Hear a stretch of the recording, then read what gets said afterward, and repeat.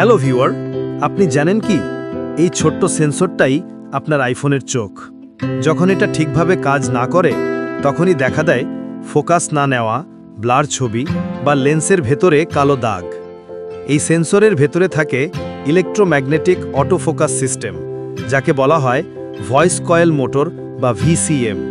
এটাই ক্যামেরা লেন্সকে সামনের বা পিছনের দিকে নড়াচড়া করিয়ে বিষয়বস্তুর ওপর নিখুঁত ফোকাস তৈরি করে।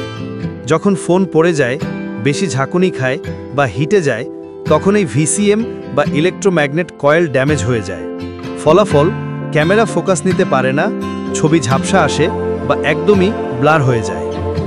অনেক সময় ফ্লেক্স কেবল ক্র্যাক থাকলেও সিগন্যাল ঠিকভাবে সেন্সরে পৌঁছায় না, ফলে অটোফোকাস মোটর কাজ করা বন্ধ করে দেয়।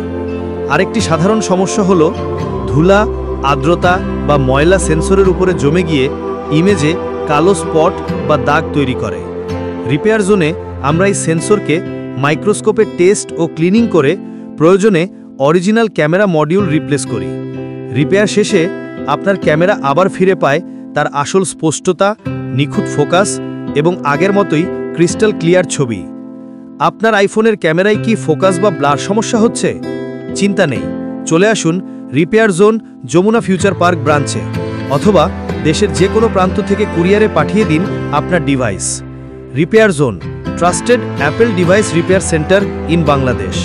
ভিজিট করুন www.repairzone.com.bd।